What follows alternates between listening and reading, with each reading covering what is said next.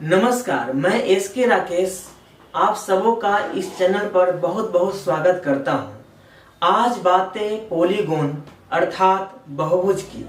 वैसे तो यह चैप्टर लगभग सभी प्रतियोगी परीक्षाओं के लिए अति महत्वपूर्ण है, परंतु खास तौर पर उनके लिए जो एसएससी और रेलवे के लिए अध्ययनरत है। तो आइए हम लोग कुछ महत्वपूर्ण बातों पर गौर करें और उसे आत्मसात करें। पॉलीगॉन को अमूमन हम लोग दो तरह से देख सकते हैं, एक हमारा रेगुलर पॉलीगॉन और दूसरा इरेगुलर पॉलीगॉन। इरेगुलर पॉलीगॉन के बारे में इस चैप्टर में लगभग चर्चा न के बराबर की जाएगी। जो भी बातें करी जाएगी वह रेगुलर पॉलीगॉन के बारे में। इरेगुलर पॉलीगॉन्स जैसे आपका विषम बाहु त्रिभुज, समकोण त्रिभुज आदि होते हैं, ये सभी इरेगुलर पॉलीगॉन्स कहलाएंगे। दरअसल बात यह है कि इनकी भुजाओं का माप अलग अलग होते हैं, एक समान नहीं। स्वाभाविक सी बात है कि इनके बनने वाले जो एंगल होंगे वो भी अलग अलग होंगे, जबकि रेगुलर पॉलीगॉन में सभी भुजाएं, सभी साइड्स आपस में इक्वल होते हैं और उनके अंदर जो बनने वाले कोण होते हैं वो भी आपस में बराबर होते हैं। तो आइए कुछ अलग से महत्वपूर्ण जानकारी को हम लोग हासिल करें। क्योंकि पॉलीगॉन्स 2 डायमेंशनल फिगर होते हैं, यहाँ पर हम लोग 3 डायमेंशनल फिगर की चर्चा नहीं करेंगे। जैसा अगर 3 डायमेंशनल कोई फिगर आता है तो हम लोग उसके अनुसार कुछ बातें कर लिया करेंगे। बहरहाल देखिए तो बहुभुज ऐसी सरल रेखाओं से बनी बंद आकृति जिसमें भुजाओं की संख्या 3 या 3 से अधिक हो बहुभुज कहलाती है। जैसे समबाहु त्रिभुज एक बहुभुज है, वर्ग स्क्वायर एक बहुभुज है, उनके सभी जो साइड्स हैं आपस में बराबर होते हैं और उनके जो एंगल होते हैं वो भी आपस में बराबर होते हैं। इक्विलेटरल ट्रायंगल यानी कि समबाहु त्रिभुज में प्रत्येक एंगल जो बनते हैं वह 60-60 का बनता है और स्क्वायर में 90-90 का। तो वही परिभाषा में दिया गया है कि ऐसी सरल रेखाओं से बंद आकृति जिसमें भुजाओं की संख्या 3 या 3 से अधिक हो बहुभुज कहलाती है। तो त्रिभुज यानी कि जो आपका समबाहु त्रिभुज है यह रेगुलर पॉलीगॉन है। वहीं यदि समकोण त्रिभुज की चर्चा की जाए तो वह भी एक बहुभुज ही है, लेकिन इरेगुलर पॉलीगॉन है, अनियमित बहुभुज है। जबकि समबाहु त्रिभुज, चतुर्भुज, पंचभुज ये सभी जो हैं नियमित बहुभुज हैं। तो विभिन्न रेखाओं से घिरी हुई आकृति अलग अलग नामों से जाने जाते हैं। जैसे 3 रेखाओं से 3 साइड से घिरी हुई आकृति को हम लोग त्रिभुज कहेंगे। समबाहु त्रिभुज इसका एक उदाहरण हो सकता है।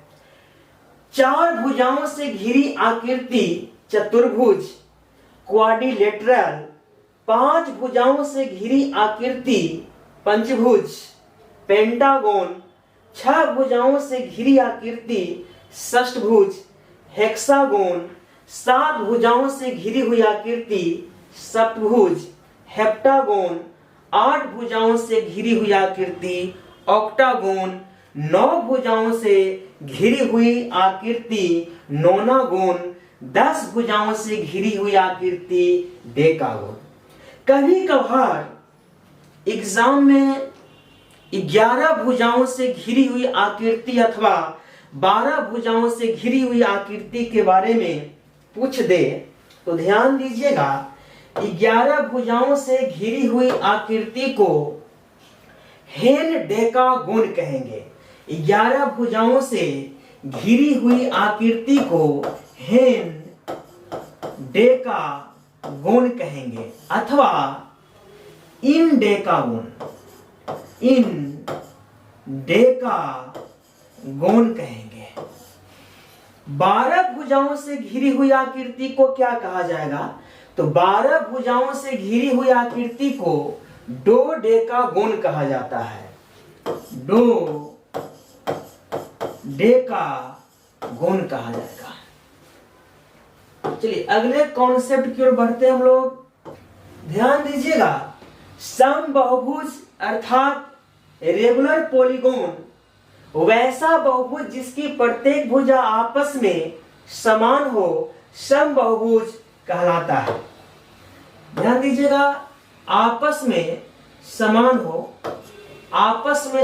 हो समबहुभुज कहलाएंगे।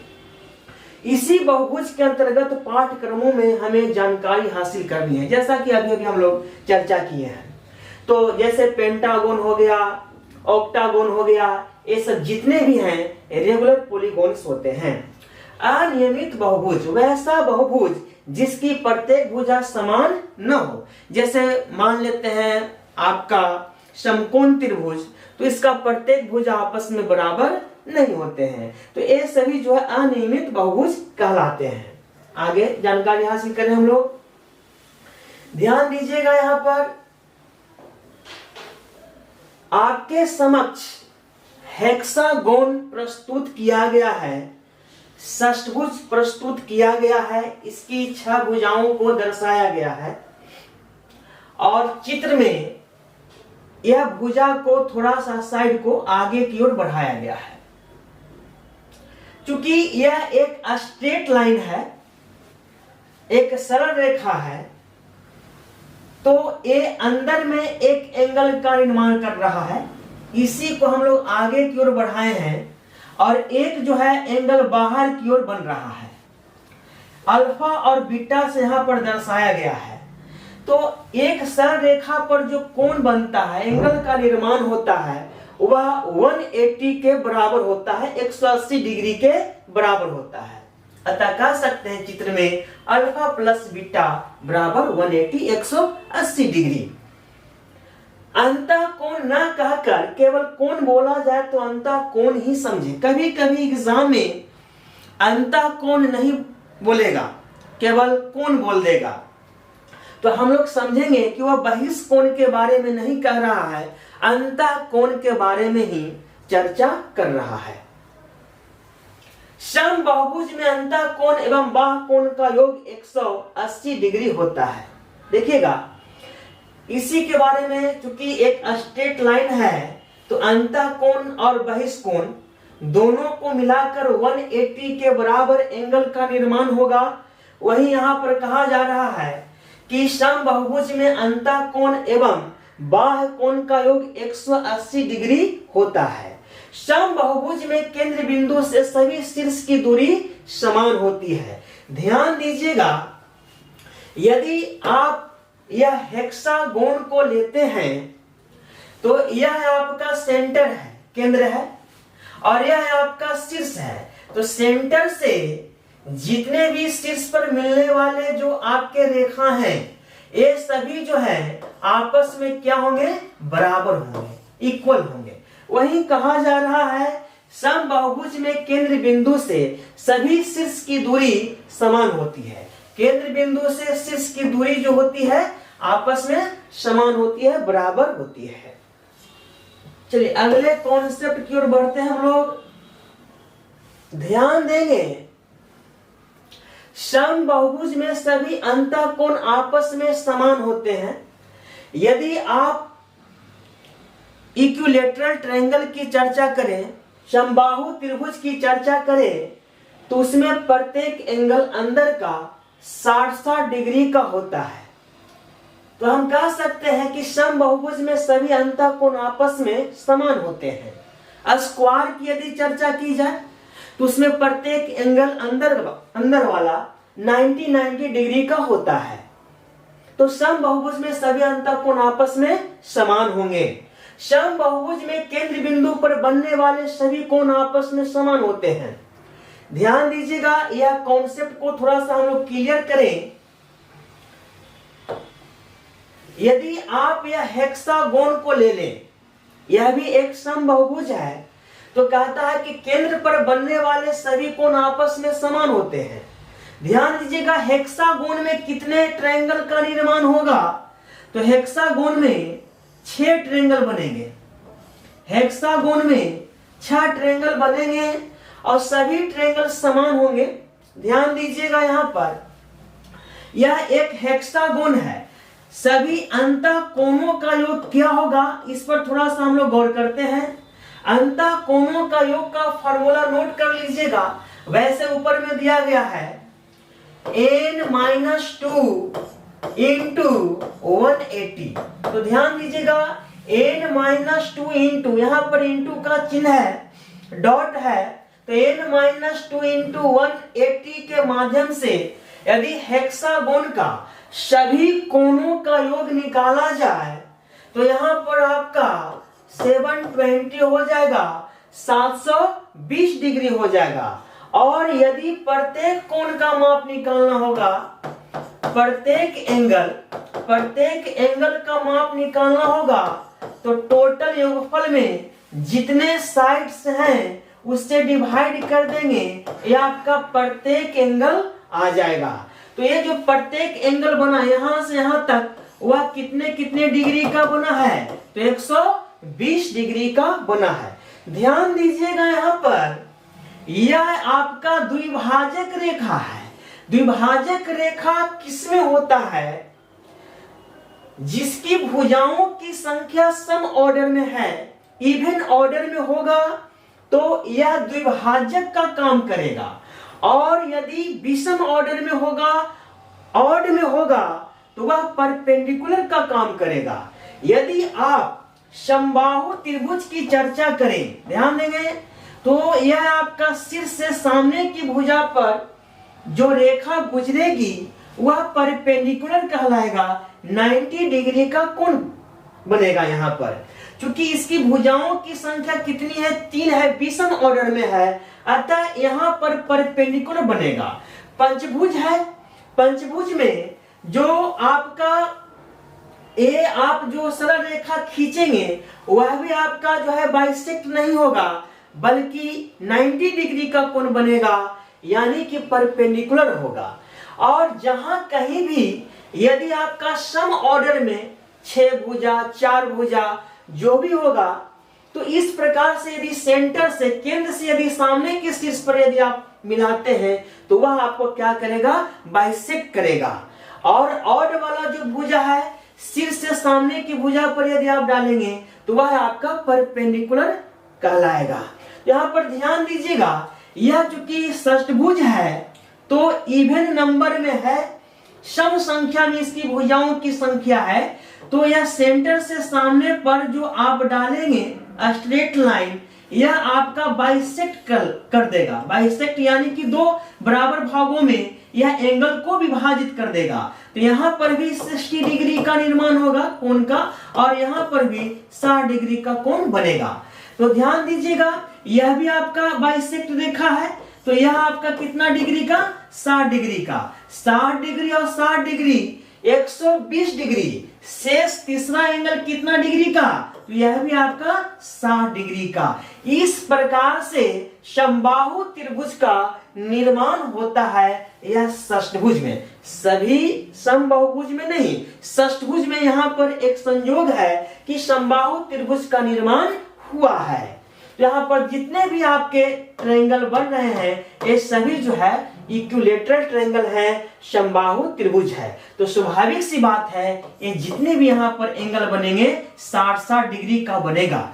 वही आपके कॉन्सेप्ट में कह रहा है कि केंद्र बिंदु पर बनने वाले सभी जो कोण होते हैं आपस में समान होते हैं। चलिए अगले कॉन्सेप्ट की ओर चले हम लोग। ध्यान दीजिएगा, समबाहुभुज में सभी बाह्य कोण भी आपस में समान होते हैं। यदि आप समबाहु त्रिभुज की चर्चा करें, एक समबाहु त्रिभुज ले लीजिए और इसको थोड़ा सा बढ़ा दीजिए आगे की ओर, इसको भी थोड़ा सा आगे की ओर, इसको भी थोड़ा सा आगे की ओर। अंदर में कितना डिग्री का कोण बनेगा, 60 डिग्री का। क्योंकि समबाहु त्रिभुज है तो 60 डिग्री, तो यह एक स्ट्रेट लाइन है, 60 डिग्री अंदर में बनेगा तो बहिष्कोण इसका कितना हो जाएगा, एक्सटीरियर एंगल 120 डिग्री का हो जाएगा। उसी प्रकार से यहाँ पर भी 120 डिग्री और यहाँ पर भी 120 डिग्री। तो वही आपसे कह रहा है कि समबाहुभुज में सभी बाह्य कोण भी आपस में समान होते हैं। समबाहु त्रिभुज में एक प्रॉपर्टीज होता है कि इसका अंतःकोण और बहिष्कोण का जो रेशियो है, अंतःकोण और बहिष्कोण का जो रेशियो है वह कितना हो जाएगा, 1:2 हो जाएगा। चलिए ध्यान दीजिएगा, यदि आप एक स्क्वायर की परिकल्पना करें, ध्यान दीजिए, तो यहाँ पर एक स्क्वायर को हम लोग कंसीडर कर लें, तो अंदर में 90 डिग्री का, बाहर में भी 90 डिग्री का, अंदर में 90 डिग्री का, बाहर में भी 90 डिग्री का, अंदर में 90 डिग्री का, बाहर में भी 90 डिग्री का, अंदर में 90 डिग्री का, तो बाहर में भी 90 डिग्री का। तो जितने भी बहिष्कोण हैं आपस में समान है। तो कोई भी रेगुलर पॉलीगोन होंगे उसके सभी अंतःकोण भी आपस में बराबर होंगे और सभी बाह्य कोण भी आपस में बराबर होंगे। चलिए ध्यान दीजिएगा, किसी भी बहुभुज में सभी अंतःकोणों का योग, अंतःकोणों का योग का फार्मूला है 2n-4 इंटू 90 डिग्री। यहां पर डॉट लिखा हुआ है, 2 को कॉमन ले लेंगे, बाहर निकाल लीजिएगा, 90 में आके मल्टीप्लाई हो जाएगा और 180 होगा। तत्पश्चात आप कह सकते हैं n-2 इंटू 180, जहां n नंबर ऑफ साइड यानी कि भुजाओं की संख्या। एक उदाहरण के तौर पर पंचभुज के अंतःकोणों का योग कितना होगा, तो n के स्थान पर हम लोग 5 को रखेंगे, बाकी को ज्यों का त्यों, छोटा सा कैलकुलेशन है, मल्टीप्लाई करके 540 हो जाएगा। ठीक उसी प्रकार से हेक्सागोन यहां पर है, तो n के स्थान पे हम लोग 6 रखेंगे, -2 इंटू 180 इक्वल टू 720, 720 डिग्री। तो षष्ठभुज के सभी अंतःकोणों का योग, सभी अंतःकोणों का योग 720 डिग्री हो जाएगा। एक अंतःकोणों का मान निकालना होगा तो क्या करेंगे, सभी अंतःकोणों के योग में नंबर ऑफ साइड से डिवाइड कर देंगे, यह प्रत्येक अंतःकोण का मान आ जाएगा। ध्यान दीजिएगा, एक कॉन्सेप्ट है, यह आता कहां से है, थोड़ा सा गौर कीजिएगा। जैसे यदि एक आप ट्रायंगल ले लेते हैं, समबाहु त्रिभुज ले लेते हैं, तो यह प्रत्येक आपका 60-60 डिग्री का होता है और एक समबाहु त्रिभुज में यह एक कोई ट्रायंगल में, चाहे वह आपका राइट ट्रायंगल क्यों ना हो, तो समकोण त्रिभुज हो या फिर समबाहु त्रिभुज हो, कोई भी त्रिभुज आप लेते हैं तो सभी अंतःकोणों का योगफल कितना होता है, 180 के बराबर होता है। एक स्क्वायर ले लें, यहां पर ध्यान दीजिए, यह सभी अंतःकोणों का योगफल कितना हो जाएगा, तो 360 हो जाएगा। इसमें आपका 180 और इसमें आपका 360 हो गया, 360 डिग्री। पंचभुज में कुछ और होगा, षष्ठभुज में कुछ और हो जाएगा, यहां पर चर्चा की गई है। ध्यान दीजिएगा, यह 3 रेखाओं से घिरा हुआ क्षेत्र है, यह 4 रेखाओं से घिरा हुआ क्षेत्र है। 3 रेखाओं से घिरा हुआ क्षेत्र है, तो जितनी रेखा है उससे 2 कम, यानी कि एक त्रिभुज का इसमें निर्माण हुआ। जितनी रेखाएं हैं, यहां पर 4 रेखा है, उससे 2 कम, यानी कि 2 त्रिभुज का इसमें निर्माण होगा। तो एक त्रिभुज 180, दूसरा त्रिभुज 180, दोनों को ऐड कर देंगे 360। उसी प्रकार से यदि आप पंचभुज की परिकल्पना करें तो उसमें 3 त्रिभुज बनेंगे। ध्यान दीजिएगा, यहां पर पंचभुज बना देते हैं।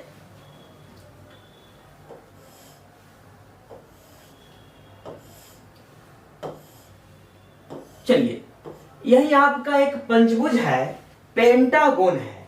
इसमें कितने त्रिभुज बनेंगे? तो यह है आपका एक त्रिभुज, यह है आपका दो त्रिभुज और यह है आपका तीसरा त्रिभुज। तो 5 भुजाओं से घिरी हुई आकृति है, उससे 2 कम, यानी कितना? 3 त्रिभुज बना। यानी कि कह सकते हैं कि जितने साइड्स हैं उससे 2 कम त्रिभुज का निर्माण होता है प्रत्येक आकृति में, और एक त्रिभुज में सभी अंतः कोणों का योगफल 180 के बराबर होता है। इसीलिए हम लोग 180 से मल्टीप्लाई करते हैं। यह फार्मूला जो है क्लियर हो गया होगा। जितनी भुजाओं की संख्या होती है उससे 2 कम त्रिभुज बनता है, और एक त्रिभुज में 180 डिग्री का अंतः कोणों का योग होता है। अतः 180 से हम लोग मल्टीप्लाई करते हैं तो कुल योगफल अंदर का निकल आता है। चलिए अगले कॉन्सेप्ट पर हम लोग चलते हैं। चलिए ध्यान दीजिएगा,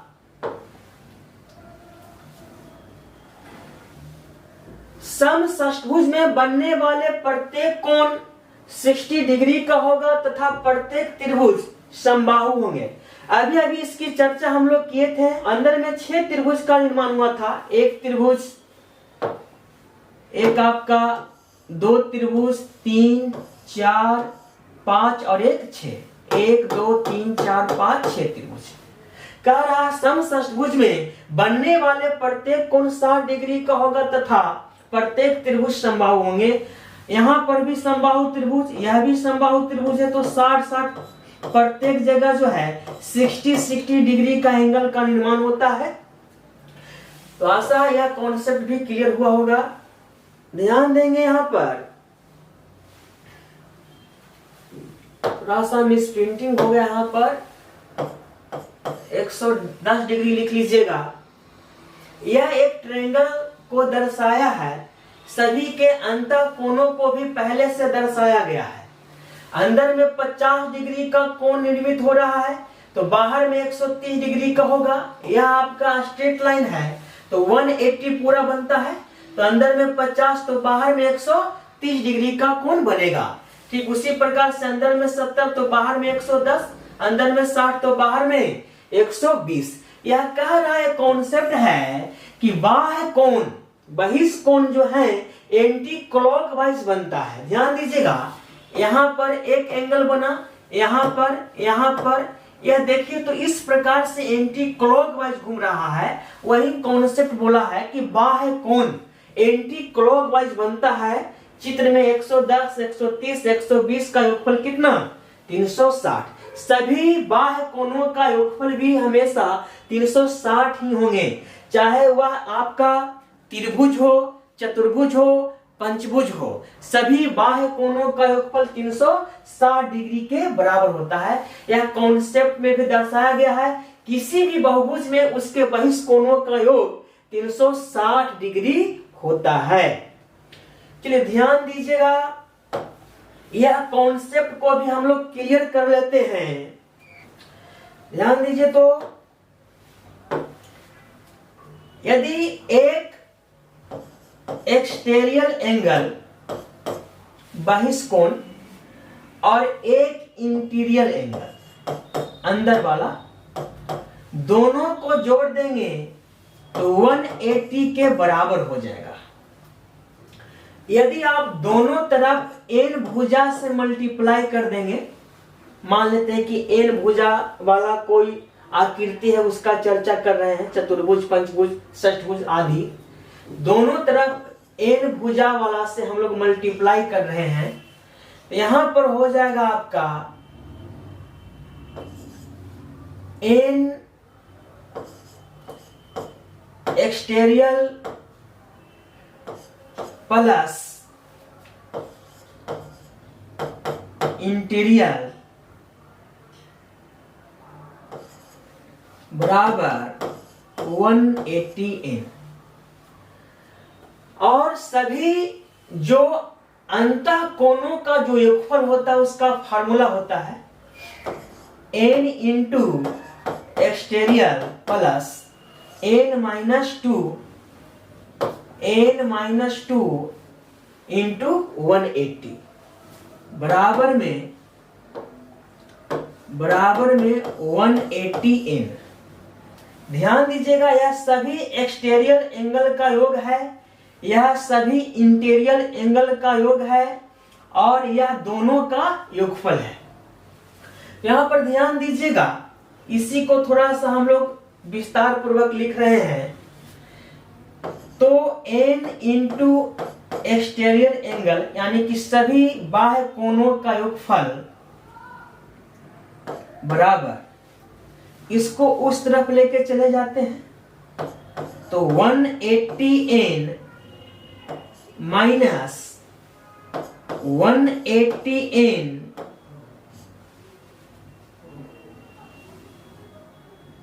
प्लस 360 हो जाएगा। इसका कैलकुलेशन कीजिएगा, उस तरफ लेके चले जाएगा तो ये आपका कैलकुलेशन आ जाएगा। तो सभी बाह्य कोणों का योगफल 180n से 180n कैंसिल हो गया, तो सभी बाह्य कोणों का योगफल कितना गया 360। यह साबित किए कि किसी भी बहुभुज में उसके बहिष्ठ कोणों का योग 360 डिग्री होता है।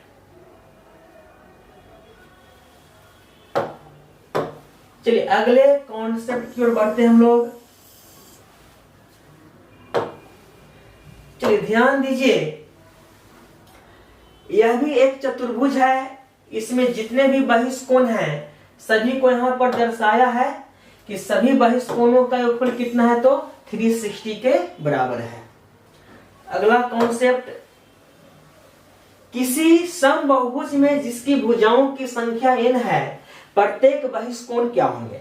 तो ध्यान दीजिएगा, प्रत्येक बहिष्ठ कोण यदि निकालना हो, प्रत्येक बहिष्ठ कोण निकालना होगा। जैसे मान लेते हैं कि कोई समबाहु त्रिभुज है, इसमें बहिष्ठ कोण का मान निकालना है, तो क्या कीजिएगा 360 में समबाहु त्रिभुज में 3 साइड्स होते हैं, तो 3 से क्या कर लेंगे डिवाइड कर लेंगे, तो सभी बहिष्ठ कोणों का मान आ जाएगा। उसी प्रकार से कोई चतुर्भुज है तो 360 में आप 4 से डिवाइड कर देंगे तो आपका प्रत्येक बहिष्ठ कोण का मान आ जाएगा कितना 90 डिग्री। चलिए ध्यान दीजिएगा, उदाहरण के तौर पर किसी समषष्ठभुज का बहिष्ठ कोण क्या होगा। तो 360 में 360 में समषष्ठभुज बोल रहा है तो 6 से हम लोग डिवाइड कर देंगे तो आपका प्रत्येक बहिष्ठ कोण का मान आ जाएगा।